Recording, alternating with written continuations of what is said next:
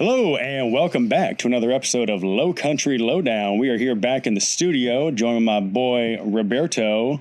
We're back. Robert, what's been new with you, man? How's life been treating you? Great to see you guys. Life's been going good. Just staying busy. Kind of helped a couple clients buy some houses. You know, they closed on them, so that's always a good thing. Big news, big news. Good for them, man. And that's basically it, yeah. Got some closings in. Got Yes, a little providing homes for the public. That's Robert. Well, Oh, yeah. pretty much the same thing myself. Been out there doing my thing, doing a few showings, closing a few houses, just doing what real estate agents do. Got my got the Forbidden Gatorade Zero here with us today. What flavor is that? I don't know, dude. It looks like freaking. It's actually, I'll tell you what it is. At one point in time, this used to be lemon lime, but it is now instant coffee with tap water. So yeah, that's my signature move. Honestly, I feel like the tap water might ignite the caffeine a little bit more. Versus It regular really helps to reverse bring osmosis out or something. Yeah, it helps to bring out the natural flavors of the shelf stable instant coffee. It's a true luxury. Folgers or maybe not sponsored, but Not a sponsor, but Nescafe, Nescafe, what's called like Negra or something like that. It was like a special dark blend. Anyway, we're back, folks. Let's talk sports. The Canes, my God, series is tied up 2-2. I don't know what you guys know about hockey. There's a fellow by the name of Freddie Anderson, okay? He's been dropping the ball. He's been blowing it for us. He's the goalie, all right? You know about Freddie? I heard his name, but I don't know much about him. He's a Dane. He's from Denmark. He's been completely screwing it up. So they put him on the bench. Guess who they brought out? You know the guy? Probably not. It's Bussy. They got Bussy off the bench. Brandon Bussy, that's his name. I swear on my life. Brandon Bussy. And my man's been coming off the bench. Brandon Bussy. My God, he's been absolutely kicking ass. We're so thrilled. Series is tied 2-2. I think they're bringing it back to Raleigh. We're going to have another home game here soon. So stoked about that. You've been keeping up with the NBA at all? I have. So you've been watching hockey. I've been watching the NBA. Yeah. A little best of both worlds situation. Killing it. Yeah. Are they for real? Yeah, they're up right now. What is it? I think 2-1. Yeah. 2-1. But they were up 2-0, and they won both games in San Antonio. Mm-hmm. But then they lost. It was the night before last, so they play again tonight. But it's like a best out of 7 in NBA. Yeah. Is that the same thing in hockey? Yeah, okay, I was wondering. Same about deal. that. Yeah, best of 7. So first to 4 wins. Yeah, I seen where the Knicks dropped that home game. So I don't know. I guess it was, Donald came and everyone was all distracted, man. Man, Say he fell asleep. Yeah. Have you heard? Can you believe that? Man, I don't know why people care about that stuff, dude. There's a bunch of redonkulousness. Now, here's some news from the home front. If you were following our last cast, of course, it has been the gubernatorial election has moved forward. Now, results are in, but the results aren't in. Results are in, but the results aren't in. So we've got like a runoff. So if one candidate doesn't get at least 50% of the vote, it moves to a runoff. So Pam Everett got 28.9% of the vote, according to NBC News, and Alan Wilson 26.1. Ralph Norman, Rom Reddy, Nancy Mace, whoever the hell, Joseph Kimbrell, and Jacqueline DeBose, they all were way less. So there's going to be a runoff.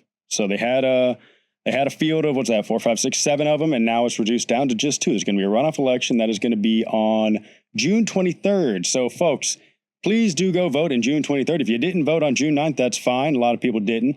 Go vote on June 23rd, though, because when you do that, it's going to matter a little bit more because it's actually down to the runoff now. So, I don't know. Who you think is going to take it? You think the boy Alan's going to get it, or you think it's going to be Pam's show?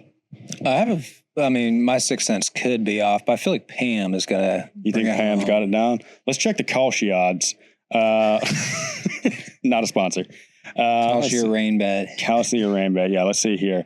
Okay. All right. Well, right now, Kalshi's got Pam Everett at a 76% chance and Alan Wilson only at 24%. So $5 bet on Alan Wilson gives you $20 right now if you win the candidacy. So maybe. Honestly, I never really. I need to get more into local politics. That's one thing I want to do. But try gambling, bro. Yeah, I should honestly. Maybe that will be like my segue into it. It is because I don't even know who Alan Wilson is or kind of like what he stands for or anything like that. I don't know, dude. All I've been seeing is.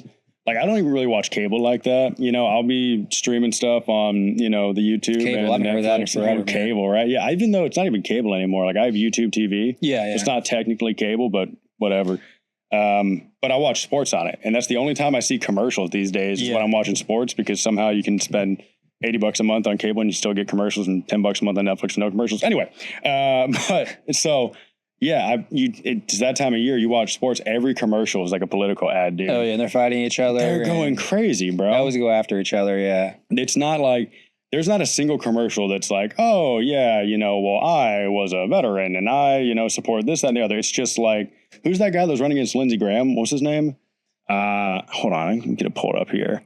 I don't know. I've seen a couple of the ads actually. I do forget, but yeah, he's like this fella, Mark Lynch. Yeah. No, it's every commercial is like Mark Lynch was arrested for cocaine trafficking, and he's got 8 DUIs. Like, honestly, that's pretty good voice that could go on the commercial. Maybe, yeah. Lindsey Graham hates cocaine trafficking. Vote Graham 2026. Yeah, it's crazy, dude. It's nonstop slander. Just that's how we be running campaigns now. I guess it works. But anyway, I don't know. I think Mr. Wilson's going to take it. I don't know. Okay. Kalshi seems to think Pam's going to take it, but I think Alan's got that dog in him. Dog. I think he's got that dog. Dude, my internet's completely having an aneurysm right now. You're going to have to forgive me. What is going on here, bro? Anyway, a couple little events around town this morning. For those of you who made it out, we're recording on Wednesday, normally on Tuesday, but we were busy. Recording on Wednesday today. This morning was Mason's birthday. Happy birthday, Mason! Once again. I did see that. There's like some places giving away free sweet tea. Yeah. Mr. Touchberry was out there, and then this upcoming Thursday, this will be released on Friday as always, hopefully. And Thursday, June 18th, third Thursday, downtown Somerville. We'll be there. You should be there. It's going to be live streamed. It's going to be live strum. I think. It's every third Thursday we're out there. If you don't know what it is, if you ain't from these parts, Third Thursday is a monthly event in downtown Somerville. It's in Hutchinson Square. They got live music, local vendors, and it's just like a little community get-together. A bunch of small businesses are out there, shaking hands with the public and, doing the whole, kissing babies' heads and all that stuff. So come see us at Third Thursday along with all the other local businesses in Somerville. It's a great time. That'll be June 18th. Love to see you. Love to see you. If you come from the show, please let us know. That'd be a lot of fun. June 18th from 5 to 8:30 in Hutchinson Square. And the next day, June 19th, there's going to be the Rhythm and Roots Cultural Concert, Robert. It's a cultural concert for Rhythm and Roots at Brown Family Park from 6 to 8 to June 19th. So okay, a little bit of a razzle-dazzle going on there. What in God's green earth is happening to my screen right now? Rhythm and Roots. That sounds like it could be like reggae music or something. It's definitely going to have rhythm, and it's for sure going to have roots. That I'll tell you this. I don't know much, but I know that. I think it'll probably be a good time, though. I think it's just a little free show for everyone to go see, so that'll be fun. Let's see here. If I can get this. Internet's messing up. So you know what? I'm going to have to go off of memory. A little bit of a risk here. But I'll tell you what I've been up to this past week. Aside from, my normal, real estate extravaganza of a life, I do occasionally get out and do a little bit of R&R. I went out with my sister and one of my sons the other day. Did a little bit of night fishing, Rob. Man. Went down to the Ashley River. The boat landing that's right there behind what used to be a Hardee's closed down. The Hardee's on Dorchester and Lansing. A lot of those shut down. I was like, man, what? Like, dude, Hardee's is taking crazy L's right now. Dude, Hardee's is these older places. Sometimes it's like sad seeing them shut down. Like, 'cause, you're growing up with those things as part of your childhood, and so Hardee's getting shut down. I remember when they shut down Shoney's off of Main Street. Like, Shoney's got wrecked by COVID, dog. Dude, that's what it was. I remember that billboard. It was just like saying, sad. It was like, we'll be open soon or something like that. And it just never did, man. That billboard, every day you drive by and be like, we'll be back. Never came back. Man, that's R.I.P. so Shoney's, dude. Yeah. The buffet, man, that was a good place. I like Shoney's. It was fine. It's fine. There was Ryan's and there was Shoney's. Ryan's was a classic, dude. Ryan's used to hate me and the boys coming, dude. We, back when I was in high school, played O-line, me and the other O-lineman, just a bunch of fat adolescents just showing up to the Ryans and crushing, bro. Oh my gosh. The rolls were so good. We used to roll in there and get them rolls, dog. It was insane. Dude, I'm a small guy and I ate a bunch of that stuff. I'm not even gonna lie, man. Ryan's used to slap, man. Yeah, Ryan's is dead. Shoney's is gone, but Hardee's, R.I.P. Hardee's. But night fishing. Yeah. So there's that boat landing by the Hardee's and behind what used to be a Hardee's. And I was in there. I was casting out there. Didn't get nothing. I was there for like 5 hours, nothing. Dang. And then we went out to Francis Marion National Forest, and it was like midnight by the time we got out there. And you went on the whole opposite side. I was searching for the fish, bro. There was none in the Ashley River. And then so you went to a whole different river. I was like, there's no way these fish they're all gone from Ashley River, so I got to go somewhere else. So I went to Francis Marion National Forest to get the fishes there. And then you don't get really any phone signal out there. Yeah. And it's the middle of the night and there's no street lights. It's a national forest. And I couldn't find any of the ponds. So I eventually just went to this boat dock on the Wando River in Mount Pleasant instead. Also, no fishes. So, I mean, you heard it here first. Breaking news. There's no more fish. They're gone. What were you fishing for? Bro, I don't know, man. I have no idea what I'm doing. I would like to say I'm a bit of an angler. I'm not. Yeah. Well, I feel like fishing is like a lot of luck too. It's kind of like real estate. Sure. I mean, literally, that's like what you're doing. You're fishing for things. The lures out. But yeah, like there's some nights you don't get anything, and then other nights, man, like it's just like nonstop. When they're biting, nonstop action, man. Yeah. Hey, look, we're testing out a new camera, and it just randomly cut off on us. So hey, why not? We'll cut a promo. Listen. All your home buying and selling needs, SeaTownSells.com, Lowcountry's premier real estate team. When we're not doing this podcast, we actually do have jobs. Believe it or not, I know some of you folks at home find this hard to believe.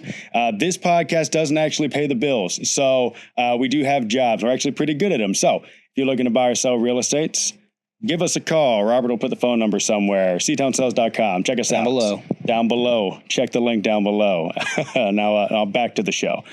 All right, we're back. Sorry about that. Not sure what's going on with the new camera, but we're here. We're here, and we're trying out new things. Got a new camera. I'm very excited for that. And, learning curve. No big deal. Part of life. Yeah, technology works with you. Sometimes it doesn't. So what were you saying? That's life. Yeah. I don't fishing. Then you talked about going to like the Francis Marion National Forest. Yeah, I don't know exactly where we got cut off. But anyway, I was having a fruitless, yieldless fishing trip, but it did make me think about the Francis Marion National Forest. And that got me thinking, I want my subject this week. We're talking about the man himself, Francis Marion, the dog, the swamp fox, the ghost of the Lowcountry, all that good stuff. Rob, you know about this fella, Francis Marion? Yeah, I've heard of him. I heard he's like a little bit of a legend. He's a bit of a legend, yeah. So Francis Marion, a lot of you folks presumably have seen the movie The Patriot.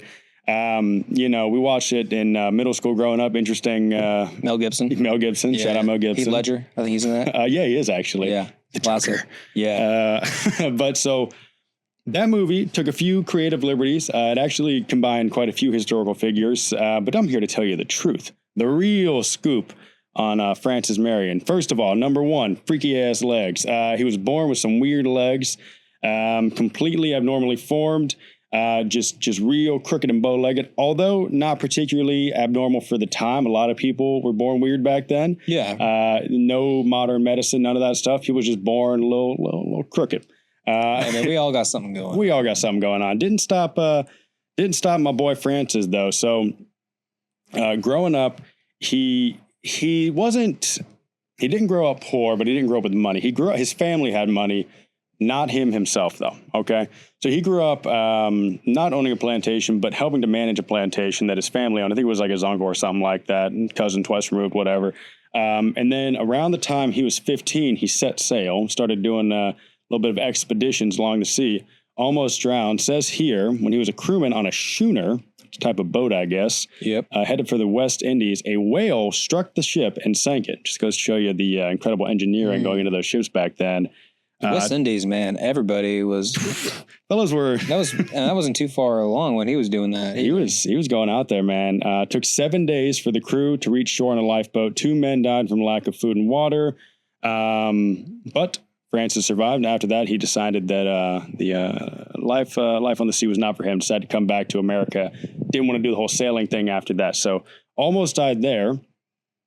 But other than that, came back to the Americas, started working on the plantations again, immediately started yapping. Francis Marion was known for being very temperamental. He was a little bit argumentative, wasn't very tall, just a short, bow-legged little fella, and was just constantly just talking shit. Just every day. Usually that's kind of what that is. Many such like a bit of a Rom Ready. Yeah. No shade, no political ads on that. Does not care at all. He was just doing his thing, man. And so, he's very, don't tread on me-esque, going around. And of course, so. Kind of a little bulldog. A little bit of a bulldog, man. A little chihuahua. And so the Revolutionary War stops. Right, just like a fox. Immediately, he's ready to kill people. So he starts fighting immediately. Now, what you may have probably known about the Swamp Fox, he got that nickname because he didn't fight traditionally. The British didn't view him as a very gentlemanly leader. It was a lot of people kind of view him as the founder of modern day guerrilla warfare. So okay, dang. He was I think it was like a corporal or something or rather officially, but he didn't have a regular band like an army or anything like that. He had go out in these woods, which is now Francis Marion National Forest, close to the Santee area. He would go out there and he would just be in the woods, and occasionally fellows would show up and they kind of hang out with him for a little while. They'd do a few raids on supply trains and stuff like that. And then they just go back in the woods, and it was never like the same group of guys. Like, kind of, you ever play the game Red Dead Redemption? Yeah, it kind of reminds you a little bit of that, you know. Pretty much, in a way, yeah. Yeah, so like the boys would, they'd be going about their regular lives, and then it's just like, hey, I don't have anything else going on this weekend. You want to just go join up Francis Marion's militia for the weekend, go kill a few Brits, and then just go home. Dang, so, man, what a pastime! the boys were bored, and so they had nothing else to do, and they were fighting the British, but. The point being is that since they weren't, army regulars and anything like that, it was very difficult for the British to determine, who was or wasn't a soldier because they were just guys. And if you didn't catch them during the initial raid, once they were gone, they were gone. There's no cameras or pictures or anything like that. So it was like, I don't know, it was a guy running out of the woods screaming and yelling. I don't know. So if you didn't get killed in the raid, it was hard to ever break them up. And Francis Marion himself, they could never capture. In fact. They almost got him one time. This is a crazy story. Where's it at? Check my old notes. Yes. So, in March of 1780, good way through the war, Francis Marion attends a dinner party hosted by a fellow officer. And the party went on late, and they were doing a toast. During the toast, apparently, as was tradition at the time, you would lock the doors. Not sure why. It's just what you did back in the day. Interrupted, maybe. Nobody's interrupting the toast.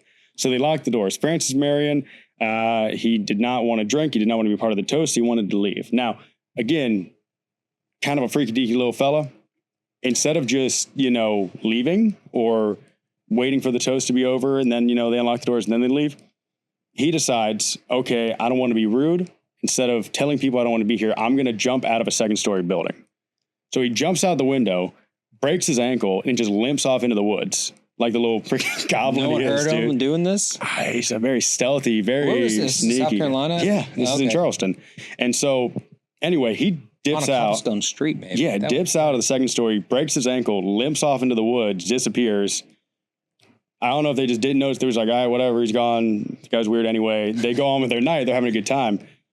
Brits show up. Yeah. The British come and capture all these officers. So let's see here. Yeah, I believe it was, every senior American officer was captured except for Marion. Dude, they were looking for him too. They were like, probably, yeah. Like this guy, he's not even here. Yeah. So if this little spaz didn't jump out of the second story window, probably very well, could have affected the war entirely because they would have captured him there. You never know. Led his guerrilla campaign. Might happen, maybe motivations or whatever. God spoke to him and said, "You got to jump out this window, dude. Yeah, you can't be a part of this toast. You got to go." So he made it out yet again. Anyway, war goes on. Obviously, he was, incredibly effective war fighter. Very legendary individual. In fact, the British today. And a lot of, I don't know if they sort of, but up until very recently, if not still currently, when they teach about him in school, he's taught as like a terrorist. Very ungentlemanly. Very ungentlemanly. We made a movie about him. He's the man for us. But they were none too pleased with how he was fighting. But anyway, so the war finally ends and he goes back to his plantation, which I forgot to mention he had bought. He ended up getting a plantation shortly before the war started. All of his slaves had left and his plantation was burned. So, during the Revolutionary War, for those of you who don't know, the British hit up all the slaves and said, listen, if you fight for us, you can be free. So, duh. So they all dipped. And the ones that didn't get killed or just escaping the fighting were evacuated to Britain. So anyway, plantation got burned down. Slaves were gone. Was that like, they got no money. That was up in Santee. That was a Santee plantation. Okay, that's crazy. Yeah, he had a plantation right in Santee. And so, he's basically broke and penniless. After the war, they decided to give him this little job. Where was it? It was Fort Johnson, I think it was. Let me double check. where did it do? I don't know. It was Fort Johnson. So after the war, he had no money. The military really appreciated him, killing a bunch of British guys. And so they said, listen, you get to be the commander or the colonel or whatever at Fort Johnson. Totally ceremonial role. Didn't really have to do anything. He was just kind of there. Gave him a huge salary. With that money, he was able to rebuild his plantation, buy a whole bunch more slaves, as was the thing in the times. And basically lived out a good rest of his life. Also ended up getting married finally. He was 54 when he finally married. Became a family man after a while. Very much a family man. He married his cousin. Oh, bit of a family man. Yes, she was a wealthy old spinster, which her money also helped to rebuild the plantation. They never had any kids. He very much wanted kids. He very much wanted kids, though, or wanted his name to go along. So I guess at the time, it was hard you couldn't just go in and change your name. So he wanted the Marion name to live on. So what he did was he helped this special exception, piece of legislation to get passed that would allow him to have his nephew's name changed to Marion so that his name could live on. And then, would you guess it? His nephew has 9 daughters and the name dies out. Oh my gosh. So, it was meant to be for him to survive and not get captured. It was almost meant to be for him not his lineage to not extend as well. It's kind of weird. Yeah. So basically his bloodline, at least on the male side, was completely eliminated. However, his name does live on today, obviously through history. Oh, yeah. Francis Marion National Forest is 263,000 acres, named after him. And also Lake Marion is named of him. Yeah. I feel there's this roads named after him. Francis Marion Hotel. There's a lot. You know? Yeah, you don't actually, there's all these things that are named after us. I don't even think about it's usually, from people back in the day, but you don't think about all those things, what is named after and those stories and all that stuff, Yeah, no, he was a big figure in the Revolutionary War. Nationally rich swamp foxes. That's him. Oh, yeah. But and I was looking up, I was thinking we should go visit his plantation, the remnants of it at least. Cannot. The New Deal flooded it. It was the FDR, whatever, the New Deal in 1940. They built a dam in Santee, which ended up flooding all of the plains or all of the wherever his plantation was. That's crazy. So his plantation's under, but now it's Lake Marion, so it's chill. Yeah, because Lake Marion and Mulch are both man-made. I wonder what I think there was towns, right where those lakes were at. Not anymore. Yeah. Yeah, now it's unless there's some underwater people living there. So. Atlanteans. Yeah. Francis Marion's dolphin ghost. And when you the Atlanteans of South Carolina, those lakes, man, I don't know. That would be an interesting place. I don't think it would smell too good. That's why I couldn't catch them fishes, man. They were using the guerrilla tactics on me. Exactly. Francis Marion's ghost got this fishes and he was evading my capture. Exactly, man. It's impossible. But yeah, it's just crazy. A lot of you guys don't know this. If you guys ain't from here, so a lot of locals don't even know this. I didn't know this until fairly recently. In National Forest, you can for free, just go camp in the woods for weeks. Yeah, I guess I didn't know that either, actually. But it's a public place.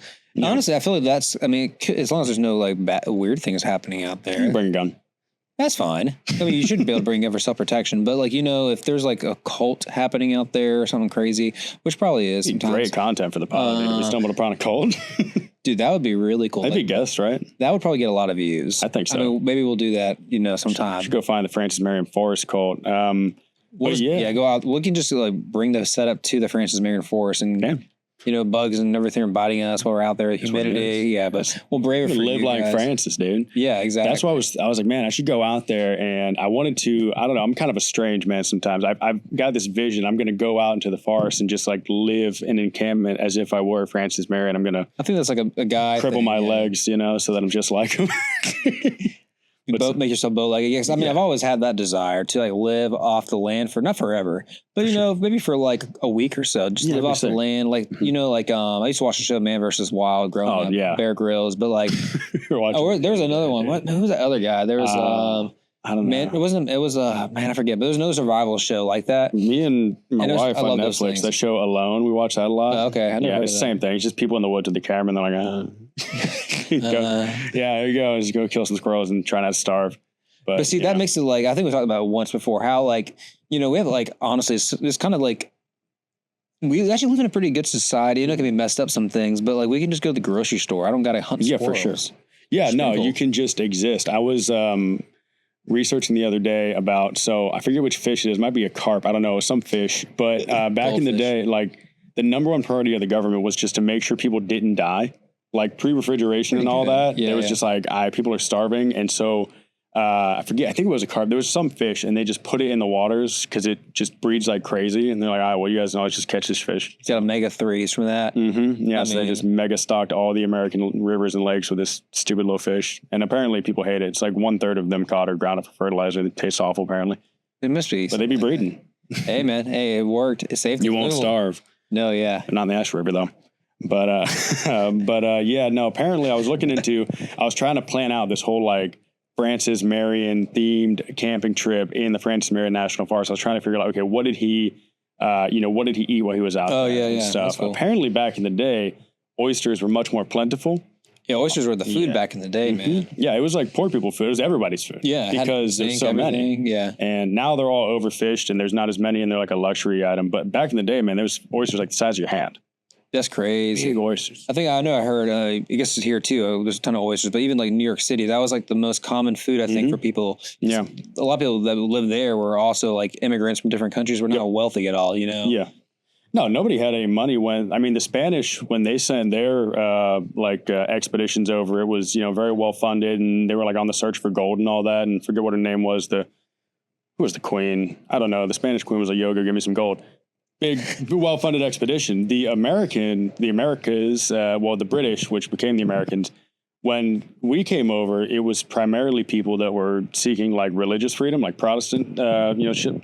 So anyway, it was mostly just guys who came over with the idea of living on the land. It wasn't as much like go find gold and bring it back. It was like, well, we don't really care for you guys too much, but there's this whole continent over there. If you want to, you can just go there.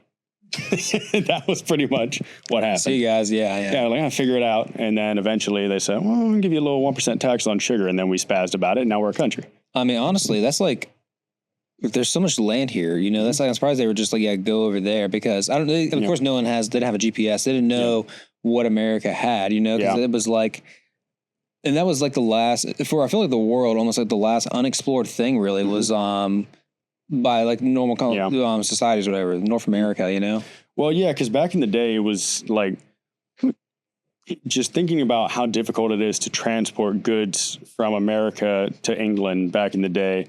You're on a boat that's like the size of a, Escalade. These tiny little wooden ships. Dude, imagine a storm out at sea in that thing. Yeah, just die constly. Half ships don't make it. We live such easy lives. Yeah, no, it's totally fine. You ever seen the movie The Witch, but it's spelled like two B's? The Witch. You seen that? No. Dude, it's crazy. It's just, I don't know. It takes place in like 1500s Jamestown, and it's just these people that are living out in the woods, and sounds interesting. And then their daughters get into witchcraft or something. And this is a whole situation.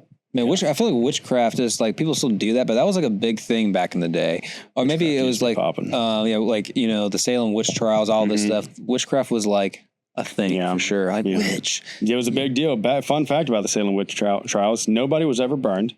They never did any burning at the stake. That was very European, burning witches at the stake. What we did, not us particularly, but people that were in America, in Salem, these Yankees, they took the people that they thought were witches and they put like a piece of wood on them, and then they would add rocks to the wood to slowly crush them. Dang. So that's a neat thing that happened. Yeah, I mean, there's always so many different ways, like, people. Yeah, well, before like TV, I feel like it was just new and creative ways to do atrocities. Like, the gladiator fights, those have been like, that was like the Carolina Hurricanes. That was the Canes, dude. That was like the Stanley Cup finals back in the day. It was like probably like one gladiator versus another one, I bet, or whatever the game they had set up was, just killing each other. Yeah. Now it's frowned upon, but back then that was not, you're not allowed to do it anymore. Yeah. Freaking. That was like an event you would go to probably with your friends, Yeah. We do have this upcoming Sunday. We have a UFC fight on the White House lawn, so close enough. That is interesting. Has that ever happened? No, it's a ridiculous thing that's happening. Like when Donald Trump's president, it's going to happen. Yeah. Yeah. No, Donnie. Yeah, it's this Sunday, and a lot of people are saying it's for his birthday because this Sunday is his birthday. But turns out his birthday is also on Flag Day. So he's like, no, it's actually to celebrate Flag Day, Oh, yeah, exactly. We know the real reason, obviously, everyone always has a huge celebration on Flag Day, holiday that man, no one's ever heard about. Yeah, every day, every year, Flag Day is popping at the Townsend residence. Say that much. We're real big Flag Day fans around here.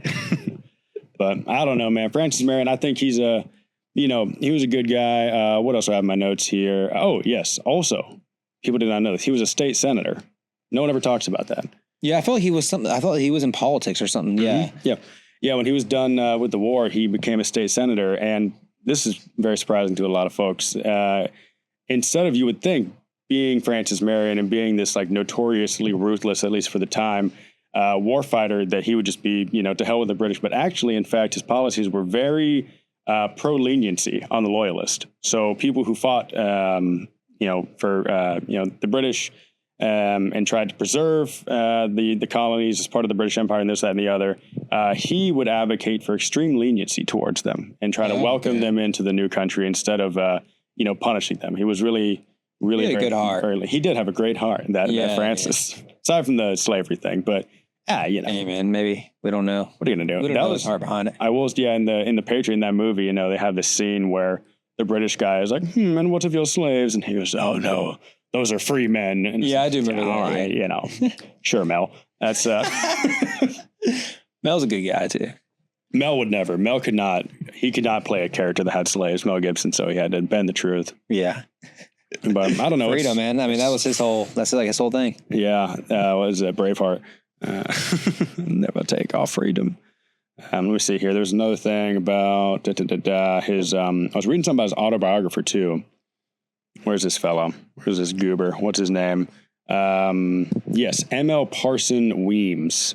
Mr. Weems. What a name. M.L. They have Parson in quotation marks. See, and honestly, like how many? Maybe they had a bunch of names because I remember. I feel back in the day, there's a lot of abbreviations like R.P. like Armand Poirier or something. Yes, there was always like I don't know. Yeah, but it sounds fancier. Like honestly, my name was like that. Like R.P. Poirier. Yeah, yeah, for sure. Like because I have two middle names, but like I can go like R.P. Armand Poirier. Armand Poirier sounds. Yeah, I'm definitely elite. I'm like some type of French person, maybe like. Dude, if you're, I'm a descendant of I'm of the Armand Poirier family crest. Yes. Sounds like almost like a cologne or something like I'd that. like eat at your restaurant for sure. Yeah. It's like a name of wine, but like, have you tried the new, this is a great year, the 2016 Armand Perrier? That's like a great wine. Yeah. I mean, every name has got some good things to it, but yeah, it's a little French. A little French going on, a little French Scott. But anyway, this fella, M.L. Parson Weems, co-authored the first Marion biography and openly admitted that he, quote, this is a quote by him, it says, I have endeavored to throw some ideas and facts about General Marion into the garb and dress of a military romance, which is to say he was kind of BSing some of it. So it's hard to say. That's the trouble with these historical figures is like, there's a lot of history. Yeah, well, there's no cameras, there's no videos. And so it's just what a guy said. Yeah. And he said, he was kind of BS. He also wrote the biography of George Washington. And, well, he's got some street cred. He does. Well, I was going to say that cherry tree story, he said. Yeah. Like, I cannot tell a lie. Totally made that up. The guy, Mr. Weems, is like, that was bullshit. Totally admitted it. Yeah. So the cherry tree thing, he just kind of put in there. He thought it would sound cool. Dang. But, it makes you think, man, how much of history is just guys that were like, yeah. I think a good bit of it probably is. I think we had this sweet spot with photography and videos and the internet where we had this sweet spot where like we had access to the whole truth for a very brief period of time, because before it was just what people said, whatever this guy said, whatever the scribe wrote down. The telephone game too, or someone misinterpreted as well, or yeah, and then that's just accidental. It's also like the people who were killed, definitely their side wasn't told, so just whoever won wrote it down, and then that was telephone game. In this brief moment where everything's true, and then now we're approaching the AI area where you can just say something doesn't exist. Because now you don't know. Because some AI things, I look at them like, that's AI for sure. But there's other times where I'm like, I didn't know it was AI for a second. Yeah, well, think about like 20, 30 years from now, if anyone's running for political office and it's like, oh, this huge scandal come out and it's just a photo of him, like, I don't know, killing a monkey or something, like, he could have been the guy who killed Harambe. And then he just, that's AI, that's fake. And then he said, well, I guess. There'll probably be laws around it. I'm thinking if it gets like that bad, there's got to be something. I don't know how you deal with all that, though. I don't want to. I mean, I guess there's AI lawyers, like human being. Yeah, but they represent AI laws. Yeah, I don't know. I feel like you can just lie though, right? Like be like, hey, you're prohibited from using AI. You're like, oh, I didn't. So good thing I didn't. Actually, it's tricky. Yeah, just that's a new thing. But politicians wouldn't lie though. Never. No. They never. No. I fully trust our government 100%.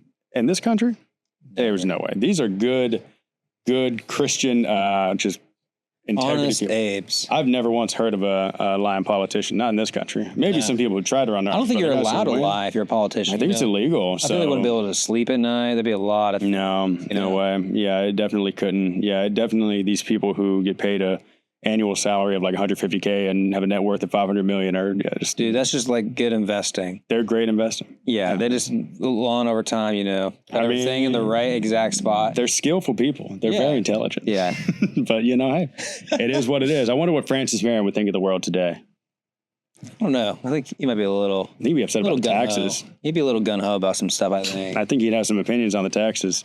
I don't think he was fighting a war over 1% tax. I don't know if he'd be none too pleased to hear about the Federal Reserve. But hey, it is what it is, and his legacy lives on, not through his sons because he never had any, or through his adopted son because he had a bunch of daughters, but his name lives on in our wonderful national forest and our beautiful Lake Marion. So anyway, that's what I brought today. Robert, you got anything you want to add there? Yeah, I was going to say. That was actually cool. I like the history lesson. Yeah. Oh, I'd be rambling about history, man. You know me. Yeah, I'm yapping about history. South Carolina, too. There's a lot of history around it. I can go on more of my stuff, but one of the oldest states in the Union, really. Charleston was one of the OG places. So. Oh, yeah. Mm-hmm. Old place in the young country. But anyway, folks, thanks for tuning in to another episode of Lowcountry Lowdown. Hope you were enthralled at the content today, and do tune in next week. We'll have another one for you. Might have a guest next week. Who knows? We'll see. We might. We're working on it. But thank you for tuning in. Please do like, subscribe, and all that, whatever you're supposed to tell people to do. And see you next week. Goodbye.